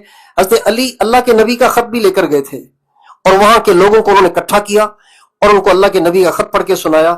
جب لوگوں نے نبی کریم صلی اللہ علیہ وسلم کا خط سنا تو زار و قطار رونے لگے، اور پورے کا پورا جو سب سے معزز قبیلہ تھا ہمدان کا، وہ پورے کا پورا قبیلہ مسلمان ہوا۔ حضرت علی تو بہت خوش ہوئے کہ پہلی ملاقات میں ہی اللہ نے سارے قبیلے کو فتح کر دیا۔ چنانچہ حضرت علی نے خوشخبری اللہ کے نبی کو بھیجی۔ حدیث میں آتا ہے جب حضرت علی کا یہ خط ہمارے نبی کے پاس پہنچا تو آپ علیہ السلام فوراً سجدے میں گر گئے اور آپ نے 2 دفعہ کہا السلام علی حمدان، السلام علی حمدان، اللہ حمدان کو سلامت رکھے، اللہ حمدان کو سلامت رکھے۔ حمدان قبیلہ ابھی بھی یمن میں پایا جاتا ہے۔ اب حضرت علی تو یمن گئے ہوئے تھے، حضرت علی مکے کے قیام کے دوران آ کے ہمارے نبی سے ملے، تو جو ہی حضرت علی آئے تو آپ نے فرمایا علی تم نے کون سے احرام کی نیت کی ہوئی ہے، قران کی، تمتع کی یا افراد کی؟ کہا جی مجھے تو، اب میں چونکہ آپ کے ساتھ نہیں تھا تو میں نے اللہ تعالیٰ سے دعا کی نکلتے ہوئے، یا اللہ میری کوئی نیت نہیں، جو میرے نبی کی نیت ہے بس میری بھی وہی نیت ہے، یعنی قران کی نیت ہو گئی۔ اور اپنے ساتھ جانور بھی لائے تھے، وہاں سے بھی بہت سارے جانور لائے تھے، کچھ ہمارے نبی لائے تھے، تو یہ ٹوٹل ملا کے 100 جانور ہو گئے تھے، 100 جانور ہو گئے تھے۔ اب ہمارے نبی نے بھی احرام نہیں کھولا، حضرت علی نے بھی نہیں کھولا، چونکہ وہ حضور والی نیت کر کے آئے تھے۔ آپ اندازہ لگائیں کہ صحابہ کو حضور سے کتنی محبت تھی، یا اللہ میری کوئی نیت نہیں، میری نیت وہی جو حضور کی ہے۔ حضرت علی حضور سے مل کے اپنی بیوی کے پاس گئے، یعنی حضرت اماں فاطمہ الزہرا رضی اللہ عنہ کے پاس گئے۔ ان کے پاس گئے تو ماشاءاللہ انہوں نے سرما بھی لگایا ہوا ہے اور تیل شل بھی لگایا ہوا ہے، بالکل تیار ہوئی ہیں۔ حضرت علی غصے ہو گئے کہ احرام میں تم نے زیب و زینت شروع کر دی۔ کہا جی مجھے احرام نہیں ہے، وہ تو اللہ کے نبی نے پیغام بھیجا تھا کہ احرام کھول لو، خام خواہ تم ایسے ہی کہہ رہی ہو، حضور نے احرام پہنا ہوا ہے، میں نے احرام پہنا ہوا ہے، تم نے احرام کھول لیا۔ چنانچہ حضرت علی غصے میں حضور کے پاس آیا، یا رسول اللہ فاطمہ نے تو احرام ہی کھول لیا۔ فرمایا علی غصے نہ ہو، میں نہیں کہا تھا سب سے احرام کھولنے کو۔ چنانچہ 8 ذی الحجہ کو آپ علیہ السلام وہاں سے چلے منی کی طرف، چاشت کے وقت، فجر کے بعد، طلوع آفتاب کے بعد آپ نکلے اور چاشت کے قریب پہنچے، اور وہاں جا کے آپ نے 5 نمازیں ادا فرمائیں، ظہر، عصر، مغرب، عشاء اور فجر، 5 نمازیں وہاں آپ نے ادا فرمائیں۔ 5 نمازیں پڑھ کے فجر کے بعد آپ علیہ السلام طلوع آفتاب کے بعد آپ منی سے چلے اور عرفات تشریف لائے۔ عرفات میں صحابہ نے آپ کے لیے پہلے ہی خیمہ لگا لیا تھا، اور خیمہ لگایا تھا جہاں آج کل مسجد ہے، مسجد نمرہ، یہاں خیمہ لگایا تھا۔ آپ وہاں تشریف لائے اور آ کے تھوڑی دیر آرام کیا۔ آرام کرنے کے بعد زوال کا وقت ہوا، آپ نے غسل کیا، اور اس کے بعد آپ بطن عرنا، قریبی ایک جگہ ہے بطن عرنا، وہاں پہ آپ تشریف لائے، اور وہاں پہ آ کے آپ نے خطبہ دیا، اور بہت لمبا خطبہ دیا، چھوٹا نہیں تھا خطبہ۔ آپ کا خطبہ ویسے ہوتا تھا چند سطروں کا، 1 جملے کا خطبہ، 2 جملوں کا خطبہ، 4 جملوں کا خطبہ، لیکن یہ والا خطبہ آپ کا بہت لمبا تھا۔ صحابہ فرماتے ہیں خطب طویلا، لمبا خطبہ دیا آپ نے، اور اس خطبے کے آخر میں فرمایا عسى اللہ تلقونی بعد عامی ھذا، لوگوں آج کے بعد ہم اور آپ کبھی بھی یہاں جمع نہیں ہوں گے۔ اور یہ بھی فرمایا لوگوں اس میدان کے بعد شاید تم مجھے زیادہ دیر نہ دیکھ سکو۔ یہ جو ہمارے نبی کے حج کو حجۃ الوداع کہتے ہیں نا، وہ اسی وجہ سے کہتے ہیں کہ ہمارے نبی نے اس حج میں کئی دفعہ کہا آئندہ ملاقات نہیں ہوگی، آئندہ ملاقات نہیں ہوگی، آئندہ ملاقات نہیں ہوگی۔ تو ایسے لگ رہا تھا کہ یہ جیسے یہ حج کا جو سفر ہے یہ رخصتی کا سفر ہے۔ آپ کے ساتھ جو مجمع آیا تھا وہ تو ہزاروں میں تھا، لیکن راستے میں ملتے گئے، جن کو خبر پہنچتی گئی وہ آتے گئے، جن کو خبر پہنچتی گئی وہ آتے گئے، یہاں تک کہ جب آپ عرفات میں آئے تو یہ 1,24,000 یا 30,000 لوگ ہو گئے تھے۔ 30,000 بھی لکھا ہے، 24,000 بھی لکھا ہے، یعنی 1.25 کے قریب مجمع آپ کے ساتھ جمع ہو گیا تھا۔ لمبا آپ نے خطبہ دیا، آخر میں یہ بات فرمائی، اور اس کے بعد حضرت بلال سے فرمایا اقامت کہو، انہوں نے اقامت کہی، پھر آپ نے ظہر اور عصر کی نماز کٹھے ادا کی، اور دونوں نمازیں پڑھنے کے بعد آپ وہاں سے نکل کے باہر آ گئے جہاں جبل رحمت ہے، یہاں تشریف لے آئے، اور اونٹنی پہ آ کے بیٹھ گئے. اور اونٹنی پہ بیٹھ کے جب آپ اونٹنی پہ بیٹھے تو صحابہ نے دیکھا نا کہ آپ منا سے چلے، کچھ نہیں کھایا، یہاں آ کے کچھ بھی نہیں کھایا، نہ پانی پیا نہ کچھ کھایا. تو کہیں حضور کو روزہ تو نہیں ہے؟ اگر روزہ ہے اور ہم میں سے کسی نے نہیں کھایا تو ہم بھی نیت کر لیں، یہ مطلب تھا. اب صحابہ میں سے بعض نے کہا روزہ ہے، بعض نے کہا روزہ نہیں ہے. بھائی کیسے پتا چلے؟ حضرت ام فضل رضی اللہ عنہا، حضرت عباس کی بیوی، ہمارے نبی کی چچی، انہوں نے جب یہ سنا کہ اختلاف چل رہا ہے تو حضرت ام فضل نے کہا ابھی اس مسئلے کو حل کرتے ہیں. چنانچہ انہوں نے اونٹنی کا دودھ نکالا اور حضور کے پاس دودھ کا پیالہ بھیج دیا. اور اس لیے بھیجا کہ ہمارے نبی کی عادت یہ تھی کہ آپ کبھی بھی دودھ کا انکار نہیں کرتے تھے. تو انہوں نے بھیجا کہ اگر روزہ ہوگا تو نہیں پیئیں گے، روزہ نہیں ہوگا تو دودھ کا تو انکار کرتے ہی نہیں، لہذا دودھ پی لیں گے. چنانچہ آپ علیہ السلام نے اونٹنی پہ بیٹھے بیٹھے ہی سب کے سامنے دودھ پیا تاکہ سارے دیکھیں کہ حضور کو روزہ نہیں ہے. اور یہ مسئلہ اللہ نے یوں حل کیا. اس کے بعد پھر آپ نے دعا مانگی، زور اثر پڑی، اس کے بعد دعا مانگی. اور یہ دعا اتنی لمبی مانگی کہ غروب آفتاب تک مانگتے ہی رہے، سورج کے ڈوبنے تک مانگتے رہے. اب یہ 5 گھنٹے بنیں گے، 5.5 گھنٹے بنیں گے، 4.25 گھنٹے بنیں گے، موسم کے لحاظ سے اتنی لمبی دعا آپ نے مانگی ہے. اور کیا مانگا ہے اس کا وہاں تو کچھ پتا نہیں چلا، مزدلفہ میں آ کے پتا چلا کہ حضور کیا مانگ رہے تھے. اب جب وہ مزدلفہ کی بات آئے گی اس تک سناؤں گا. دعا مانگتے رہے. مغرب سے پہلے آپ پہ قرآن پاک کی آیت اتری، الیوم اکملت لکم دینکم واتممت علیکم نعمتی ورضیت لکم الاسلام دینا. اے نبی، جو دین ہم نے آج مکمل کیا ہے، آج سے پہلے کبھی مکمل نہیں کیا. آج آپ کا دین مکمل ہو چکا ہے، مزید اس میں احکام نہیں آئیں گے. یہ آیت آپ پہ اتری. جب یہ آیت اتری نا تو آپ اونٹنی پہ بیٹھے تھے. اس آیت کا وحی کا اتنا وزن پڑا، صحابہ کہتے ہیں کہ جب آپ پہ وحی اترتی تھی تو آپ پہ اتنا وزن پڑتا تھا کہ اگر آپ کی ران کسی کی ران پہ ہوتی نا تو اس کی ران ٹوٹنے لگ جاتی تھی. حضرت زید بن ثابت کہتے ہیں ایک دفعہ اللہ کے نبی میرے پاس بیٹھے تھے، اچانک آپ پہ غنود کی والی کیفیت طاری ہو گئی. جب آپ پہ وحی آتی تھی تو آپ پہ غنودگی کی کیفیت طاری ہو جاتی تھی، ایسے جیسے آنکھیں بند ہو رہی ہیں. اور آپ کی ران میری ران کے اوپر گر گئی. تو کہتے ہیں آپ کی ران جو میری ران پہ پڑی تو مجھ پہ اتنا وزن ہوا کہ میں نے کہا میری ران ٹوٹ جائے گی. یہ اللہ کی وحی کا وزن ہوتا تھا، یہ اللہ کے قرآن کا وزن تھا، یہ روحانی وزن تھا. چنانچہ جس اونٹنی پہ آپ بیٹھے تھے، قصوہ نامی اونٹنی جس پہ آپ بیٹھے ہوئے تھے، جس پہ آپ تشریف لائے تھے، اسی اونٹنی میں بیٹھے تھے. اتنا وزن ہوا اس آیت کا کہ وہ جو اونٹنی تھی نا، جو کھڑی تھی تو پیر سے کھڑی ہوئی تھی، اس وزن سے وہ اونٹنی زمین پہ بیٹھ گئی، برداشت نہیں کر سکی اس کے وزن کو. اور اس کے بعد پھر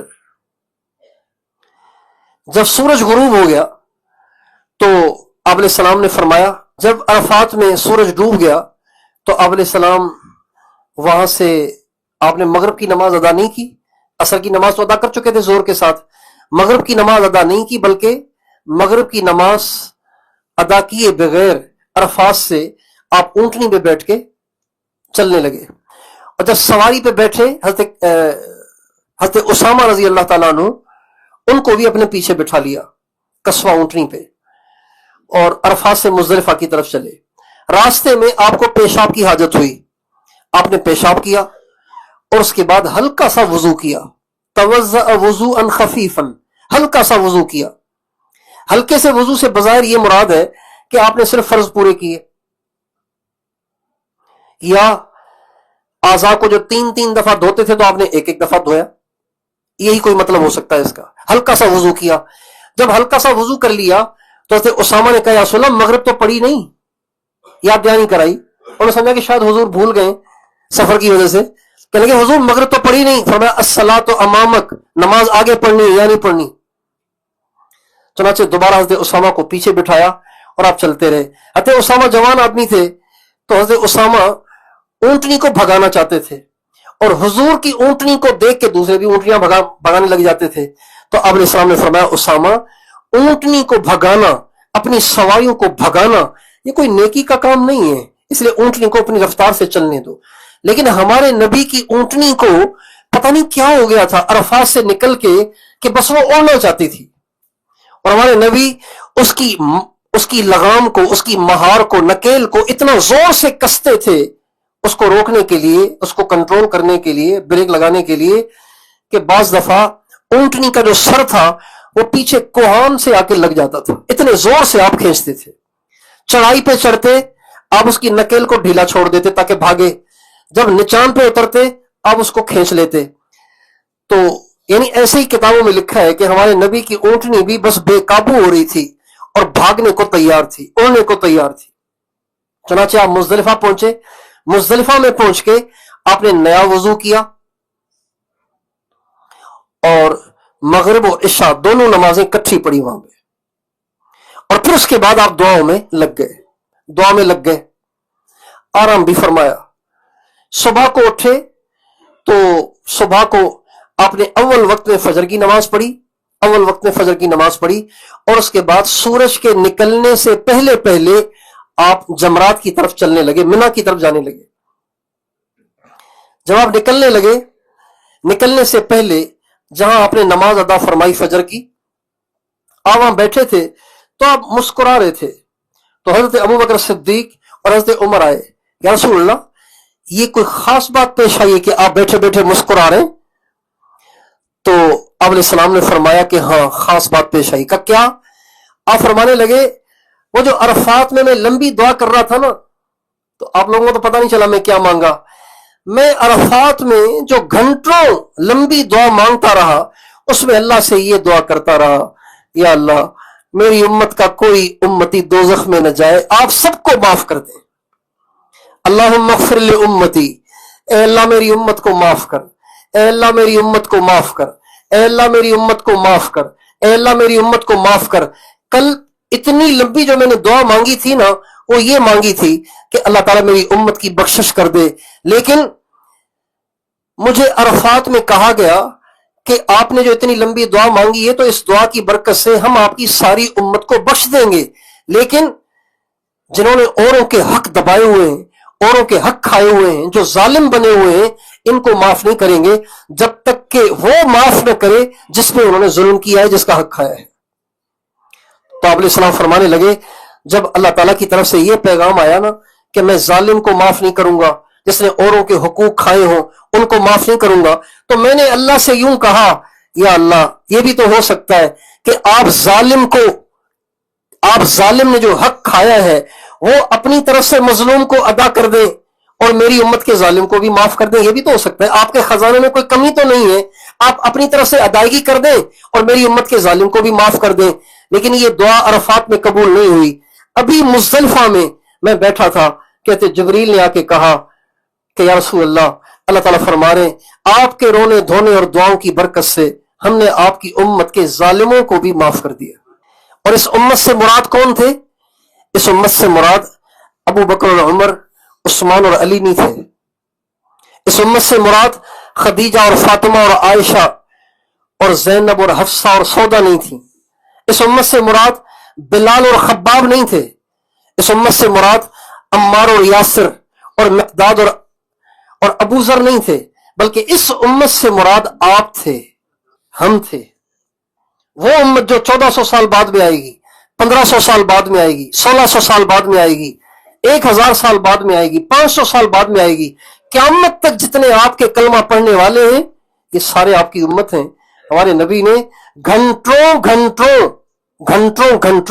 ان کے لیے دعا مانگی ہے.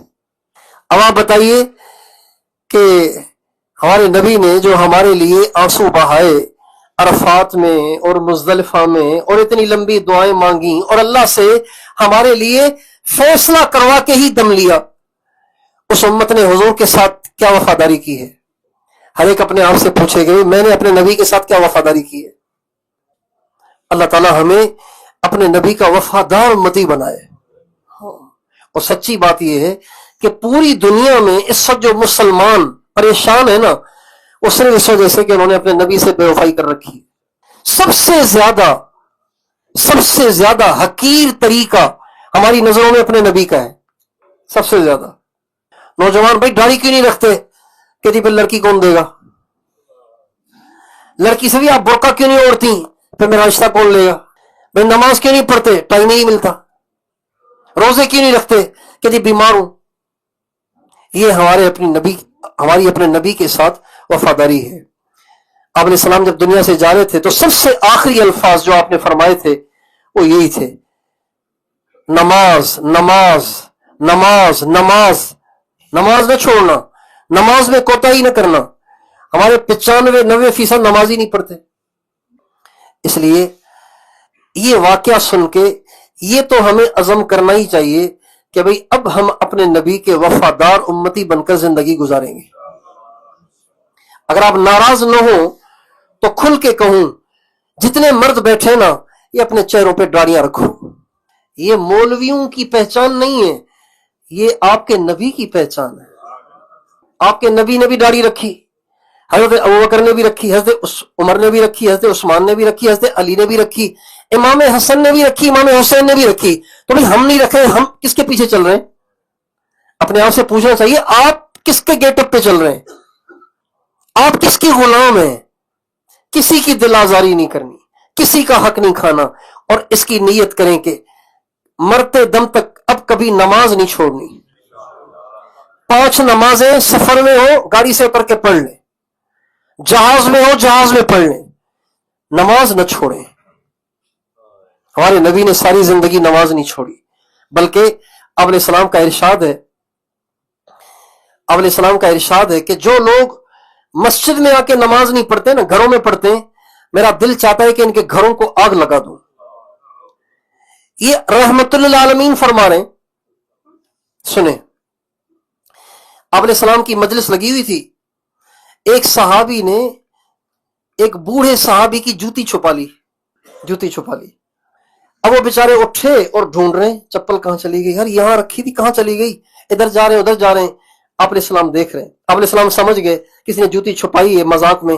آپ نے فرمایا جس نے اس کی جوتی چھپائی ہے اس نے مسلمان کو اذیت دی ہے، اور مسلمان کو اذیت دینا حرام ہے.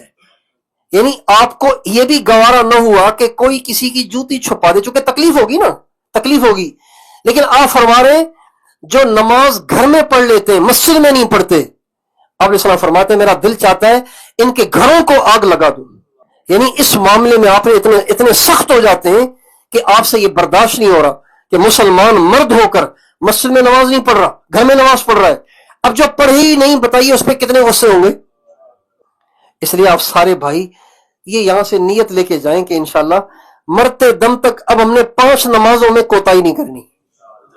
ٹھیک ہے نا بھائی انشاءاللہ. اور اپنے گیٹ اپ کو چینج کریں. دیکھیں انسان کسی نہ کسی جیسا بن کے جیتا ہے اور مرتا ہے. اگر ہم اللہ اور اس کے نبی کے دشمنوں جیسے بن کے مرے تو حضور کا تو سامنا بھی نہیں کر سکیں گے. یہاں پہ آپ دیکھتے ہوں گے کہ مختلف ملکوں والوں نے مختلف نشانیاں اوڑی ہوئی ہیں. کسی نے ایک خاص رنگ کی چادر اوڑی ہوئی ہے، کسی نے خاص رنگ کا مفلر لپیٹا ہوا ہے، اور کسی نے خاص رنگ کا تھیلا لٹکایا ہوا ہے. یہ ان کی پہچان ہے. یہ جو ہے نا یہ جو داڑھی بڑھانا اور مونچھیں گھٹانا یہ ہمارے نبی کی پہچان ہے. اس سے پہچانے جائیں گے ہم قیامت کے دن کہ یہ محمد کے ماننے والے ہیں. بہرحال مزدلفہ میں آپ نے رات کا قیام فرمایا اور فجر کے بعد آپ کو بشارت ملی کہ آپ کی ساری امت کی بخشش ہو گئی ہے. اور پھر آپ وہاں سے چلے. اب آپ نے حضرت اسامہ کی بجائے حضرت فضل بن عباس کو اپنے پیچھے بٹھا لیا. حضرت عباس کے بیٹے، چھوٹے بیٹے فضل نوجوان تھے، ان کو اپنے پیچھے بٹھایا. جب آپ وہاں سے نکلنے لگے تو ایک عورت آئی ہمارے نبی کے پاس. کہنے لگی یا رسول اللہ میرے والد ضعیف ہیں، کمزور ہیں، وہ حج نہیں کر سکتے، تو کیا میں ان کی طرف سے حج کر سکتی ہوں؟ آپ علیہ السلام نے فرمایا آپ بالکل کر سکتی ہیں، حج بدل ہو سکتا ہے. جب انہوں نے یہ مسئلہ پوچھا اور ہمارے نبی نے مسئلہ بتایا تو حضرت فضل جو آپ کے پیچھے بیٹھے ہوئے تھے ان کی نظر اس عورت پہ پڑ گئی. حضرت فضل کی نظر عورت پہ پڑ گئی.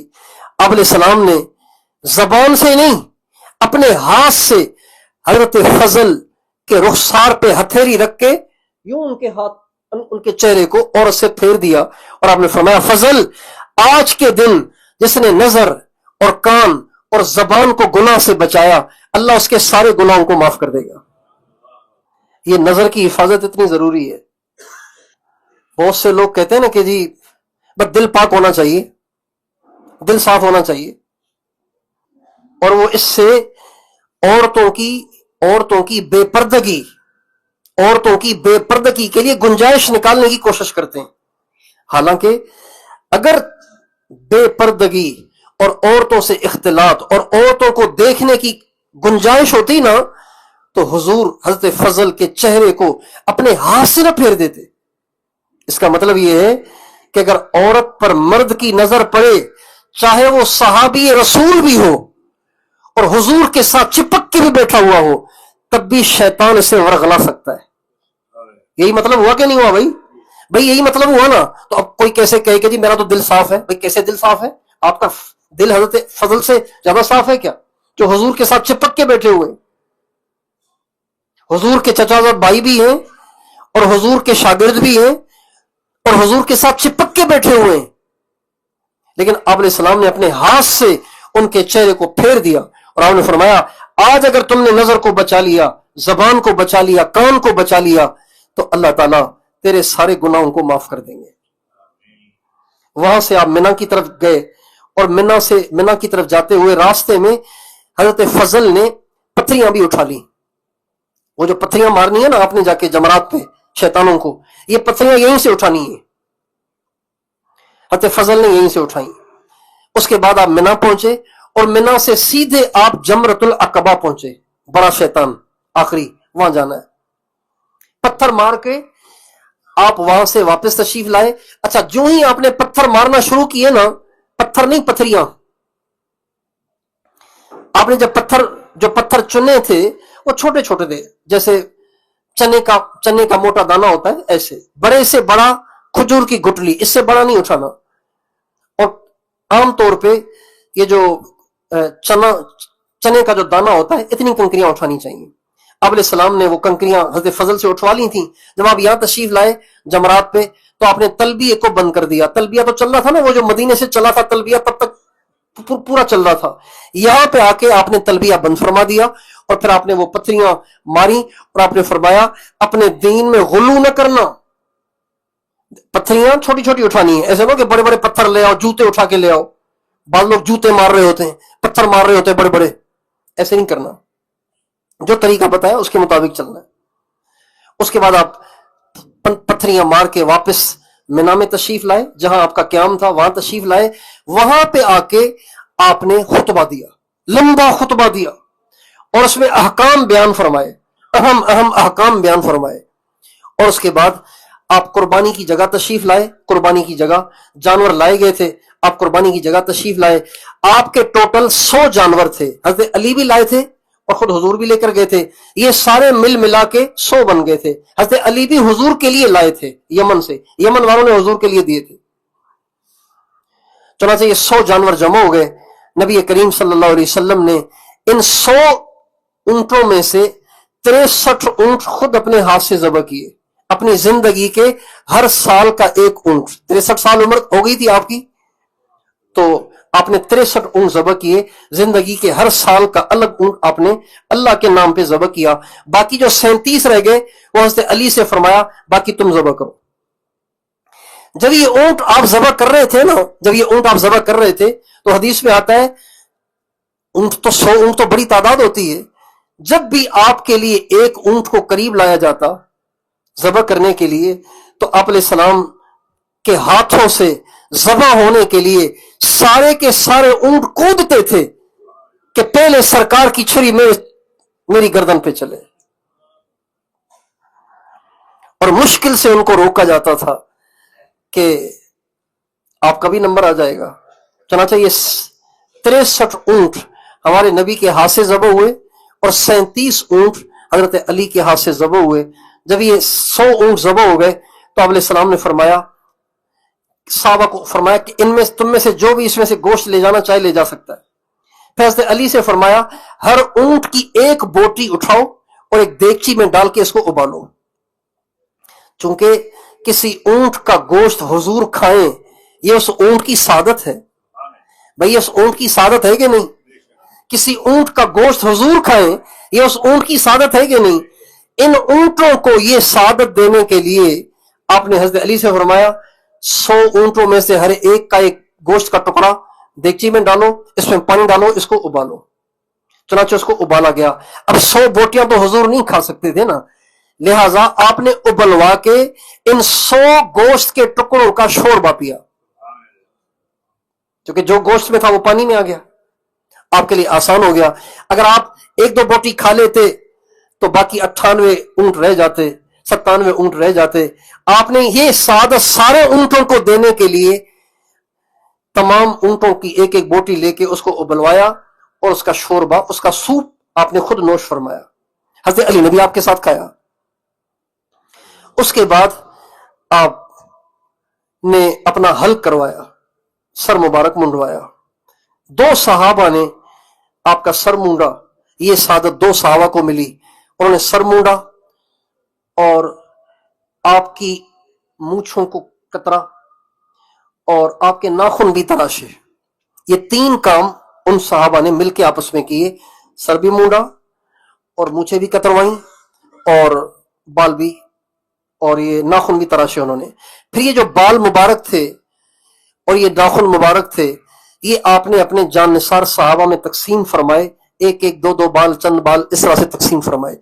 आधे सर के बाल आपने सहाबा में तकसीम किए, आधे सर के बाल अकेले हजरत अबू तलहा अंसारी को दिए। इसकी क्या वजह है? वल्लाहु आलम। बज़ाहिर जो वजह समझ में आती है वो ये कि हजरत अबू तलहा अंसारी खाविन थे हजरत उम्मे सुलैम के। हजरत उम्मे सुलैम रजी अल्लाह अन्हा जो थी, उन्होंने जब हमारे नबी मदीने में तशरीफ लाए तो मदीने वालों ने आपको हदिये तोहफे दिए। तो हजरत उम्मे सुलैम हमारे नबी के पास आई और कहा, या रसूलल्लाह, मदीने वालों ने तो आपको हदिया दिया, आपको प्रोटोकॉल दिया, मैं गरीब औरत हूं, मेरे पास और तो कुछ है नहीं, मेरा ये 8 साल का बेटा है, मैं अपने बेटे को आपको हदिया करती हूं। चुनाचे उनका नाम था अनस, हजरत अनस रजी अल्लाह तआला अन्हु। चुनाचे हजरत अनस ने जब तक हमारे नबी हयात थे 10 साल तक हमारे नबी की दिन को रात को सफर में हजर में हमारे नबी की खिदमत की। हजरत अनस ने, हमारे नबी ने उनको दुआएं भी बहुत दी। बहरहाल हजरत अबू तलहा अंसारी रजी अल्लाह अन्हु को आपने आधे सर के सारे बाल दिए।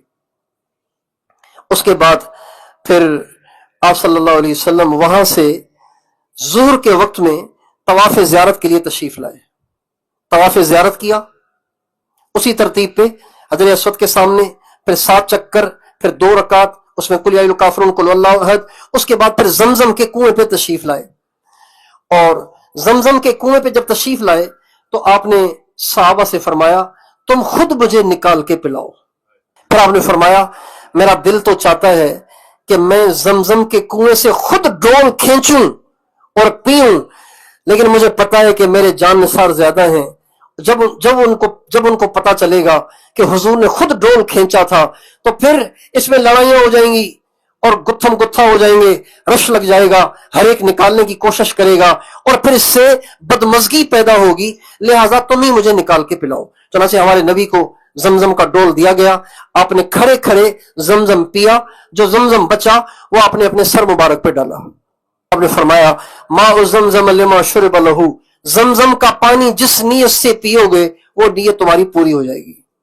और उसके बाद आप सफा में तशरीफ लाए, सफा से मरवा, मरवा से सफा, यूं 7 चक्कर लगाए और ये तवाफ ज़ियारत और सही पूरी करके दोबारा आप मिना में तशरीफ ले आए और 13 जिलहज्जा तक आप मिना में रहे। रोजाना जवाल के बाद जाते थे और जाके शैतानों को पत्थरियां मार के वापस तशरीफ ले आते थे। मिना के दिनों में भी कई दफा आप बार बार ये फरमाते थे, लोगों आइंदा साल हम इकट्ठे नहीं होंगे, लोगों आइंदा साल हम जमा नहीं होंगे, لوگوں یہ ہماری ملاقات آپ کی ملاقات آخری ہے. یہ بات آپ بار بار فرماتے تھے. اور یہ بھی فرماتے تھے الا فلیبلغ الشاہد الغائب، جو پیغام میں نے تمہیں دیا ہے یہ تم سب کی ذمہ داری ہے کہ ان تک پہنچاؤ جو یہاں موجود نہیں ہے.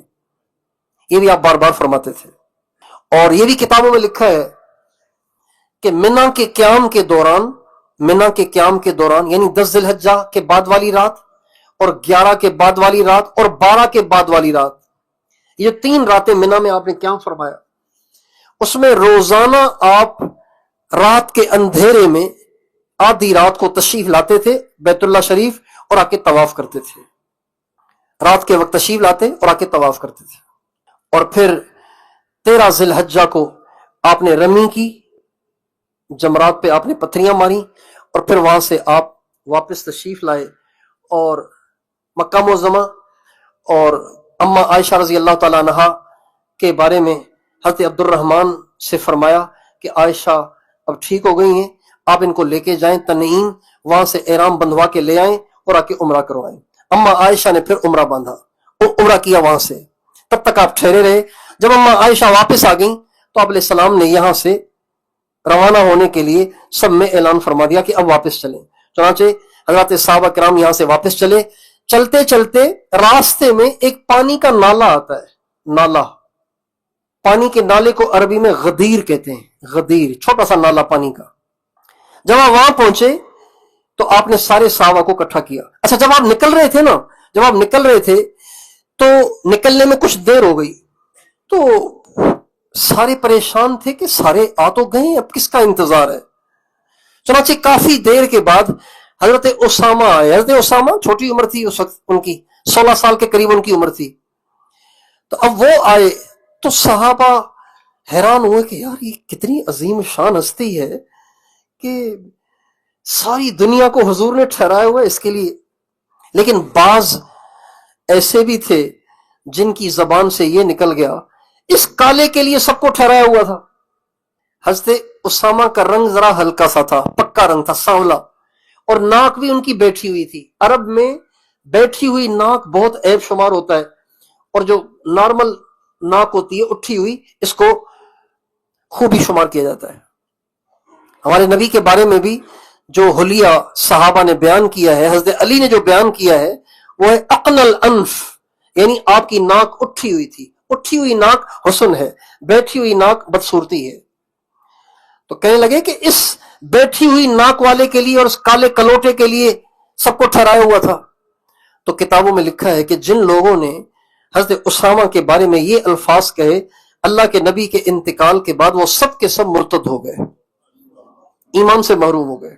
اس لیے کبھی بھی کسی نیک آدمی کے لیے ہلکا لفظ استعمال نہیں کرنا چاہیے. اللہ تعالیٰ اس کی وجہ سے ایمان سے بھی محروم کر دیتے ہیں. بہت سے لوگ علماء پر، تبلیغ والوں پر، مدرسے والوں پر، خانقاہ والوں پر، داڑھی والوں پہ، نمازیوں پہ خام خواہ چڑھائی کرتے رہتے ہیں، یہ ایسے ہیں ویسے ہیں. بھائی آپ، کمیاں تو ہر ایک میں ہے نا، نبیوں جیسا تو کوئی ہے نہیں. معصوم تو نبی ہوتے ہیں، غیر نبی میں صد و غلطیاں ہو جاتی ہیں. اب اس میں کوئی کوتاہیاں ہیں تو اچھائیاں بھی تو ہے نا. اب یہ تو نہیں کہنا چاہیے نمازیوں کو دیکھا ہوا ہے نمازی کیسے ہوتے ہیں.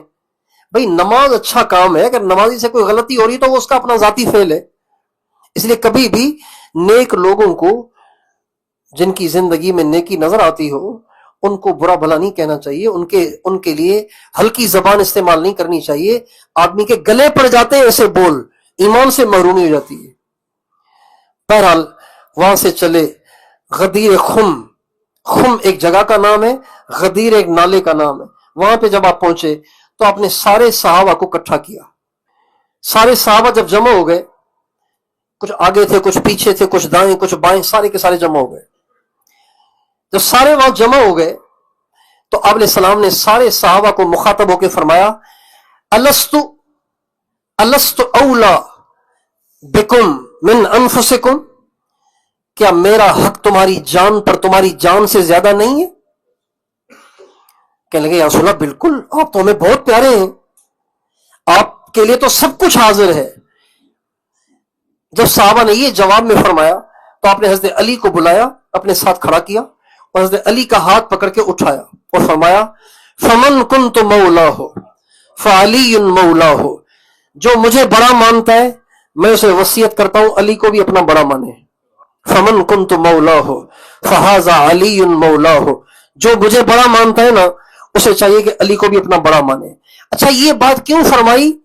اس لیے کہ اس سے پہلے آپ حضرت علی چونکہ یمن سے آئے تھے نا، یمن سے آئے تھے، تو یمن میں جو ساتھی حضرت علی کے ساتھ تھے ان میں ایک صحابی تھے حضرت بریدہ، غالباً بریدہ نام ہے ان کا رضی اللہ عنہ.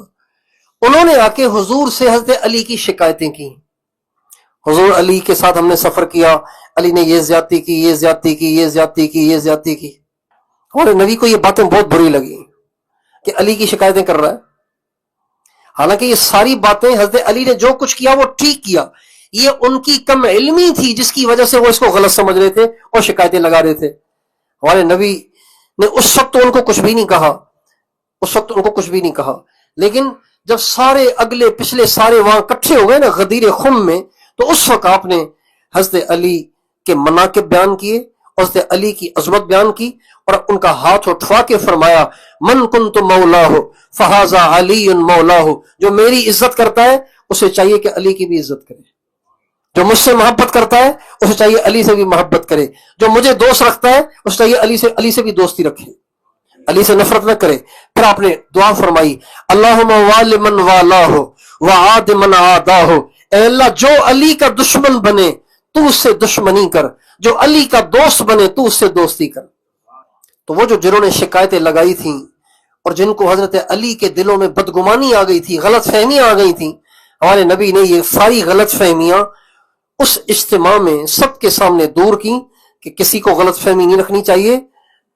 علی مجھ سے ہے، میں علی سے ہوں، اور علی سے محبت کرو. چنانچہ پھر وہاں سے آپ کی واپسی ہوئی اور آپ نے ذوالحلیفہ میں آ کے رات کا قیام کیا. ذوالحلیفہ میں آ کے رات کا قیام کیا. اچھا یہ جو حدیث ہے نا من کنت مولاہ فہذا علی مولاہ، اس حدیث کا جو پس منظر ہے وہ میں نے آپ کو سنا دیا نا. اس پس منظر میں آپ نے یہ فرمایا. اس کا مطلب یہ نہیں کہ میرے بعد حضرت علی کو خلیفہ بناؤ، اس کا مطلب یہ نہیں ہے، اس کا مطلب یہ نہیں کہ میرے بعد علی کو بڑا بناؤ. اگر ایسی بات ہوتی تو نبی کریم صلی اللہ علیہ وسلم کو کسی کا ڈر تھوڑی تھا. آپ کسی سے ڈرنے والے، کسی سے دبنے والے اور کسی سے سہمنے والے نہیں تھے. آپ وضاحت سے کہہ دیتے بھی میرے بعد خلیفہ یہ ہے، میرے بعد تمہارا یہ وارث بنے گا. آپ نے یہ کبھی بھی نہیں فرمایا، کبھی بھی نہیں فرمایا، بلکہ امت کو آپس کے مشورے پہ چھوڑا. امت نے آپس کے مشورے سے حضرت ابوبکر صدیق کو امیر بنایا. حضرت علی سے کسی نے پوچھا کہ آپ کو جو نسبتیں حاصل ہیں وہ تو ابوبکر کو بھی حاصل نہیں ہیں، تو وہ خلیفہ کیسے بن گئے؟ خلیفہ تو آپ کو بننا چاہیے تھا. حضرت علی سے کسی نے یہ پوچھا. حضرت علی حضور کے داماد بھی ہیں، حضرت ابوبکر داماد نہیں ہیں. حضرت علی حضور کے چچا زاد بھائی بھی ہیں، حضرت ابوبکر صدیق نہیں ہیں. حضرت علی حضور کے لے پالک بھی ہیں. جب یہ چھوٹے تھے نا تو ان کے چچا سے حضور نے ان کو لے لیا تھا. چونکہ چچا غریب تھے تو فرمایا آپ زیادہ خرچہ نہیں اٹھا سکتے، ایک بیٹا مجھے دے دیں، اس کا خرچہ میں اٹھاؤں گا. چنانچہ حضرت علی کو حضور نے لے لیا تھا بچپن میں ہی، جب ابھی چند سال کے تھے تب سے.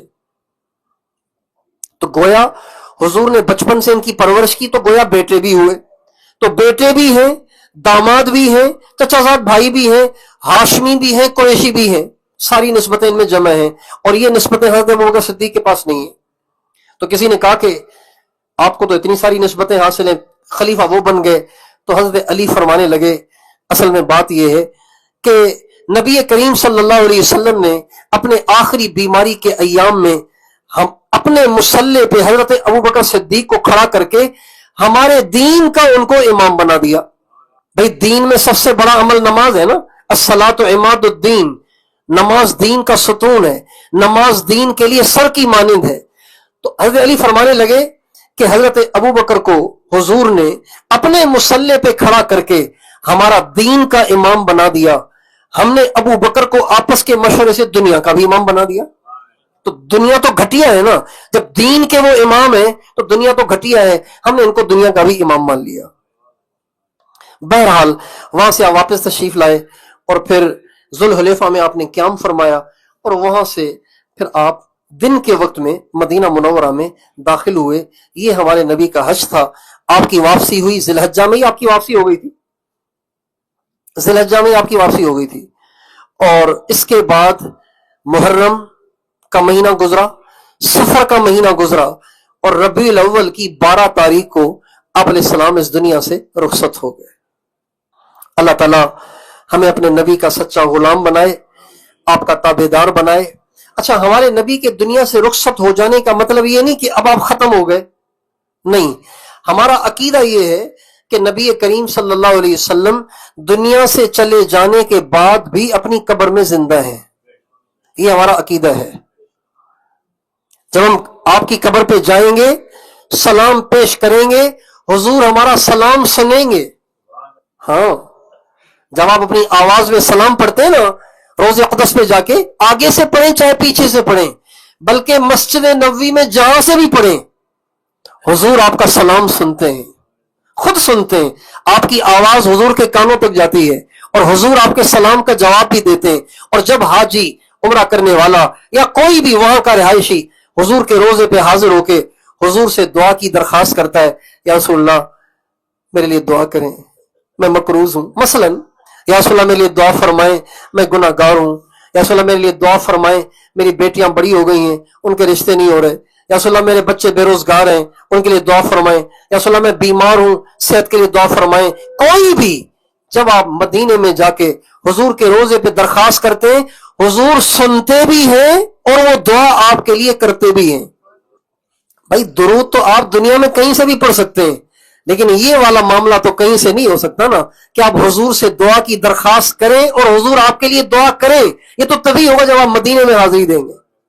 انشاءاللہ ہم بھی حاضری دیں گے، انشاءاللہ ہم بھی دیں گے۔ وہ دن خدا کرے کہ مدینے کو جائیں ہم، خاک در رسول کا سرما لگائیں ہم۔ اللہ ہمیں وہ دن نصیب کرے کہ حج سے فارغ ہو کے اپنے سارے گناہوں کو بخشوا کے ہم مدینے جائیں، حضور کی خدمت میں حاضری دیں، اپنے گناہوں کے انبار لے کے جائیں گے، حضور سے دعا کی درخواست کریں گے، ہمارے سارے گناہ حضور کی دعا کی برکت سے بخشے جائیں گے، اپنے دکھڑے حضور کو سنائیں گے، حضور سے دعا کی درخواست کریں گے، حضور کی دعا کی برکت سے اللہ ہمارے سارے دکھڑے بھی دور کر دے گا۔ اللہ تعالیٰ ہمیں یہ سارا سفر محبت کے ساتھ، الفت کے ساتھ، برداشت کے ساتھ اور صبر کے ساتھ کرنے کی توفیق عطا فرمائے۔ کوشش کریں زبان پہ کنٹرول کریں، نظر پہ کنٹرول کریں، کانوں پہ کنٹرول کریں۔ ناگواریاں آئیں گی، اس کو برداشت کرنا ہے۔ کبھی اپنے ساتھیوں کی طرف سے آئیں گی، کبھی انتظامی حوالے سے آئیں گی، ٹریول ایجنٹ پہ غصہ آئے گا، کبھی اپنے روم والوں پہ غصہ آئے گا، کبھی بس کے ڈرائیور پہ غصہ آئے گا، کبھی حکومت سعودیہ پہ غصہ ایسے حالات بن جاتے ہیں کہ انسان کو پریشانی ہونا شروع ہو جاتی ہے۔ لیکن اس موقع پہ برداشت سے کام لینا ہوتا ہے، صبر سے کام لینا ہوتا ہے، اور بردباری سے چلنا ہوتا ہے، اور اللہ سے ثواب کی امید رکھنی ہوتی ہے۔ اللہ تعالی ہم سب کو اپنی پسند کے مطابق یہ سارے کا سارا سفر نبھانے کی توفیق عطا فرمائے۔ وآخر دعوانا ان الحمد للہ رب العالمین۔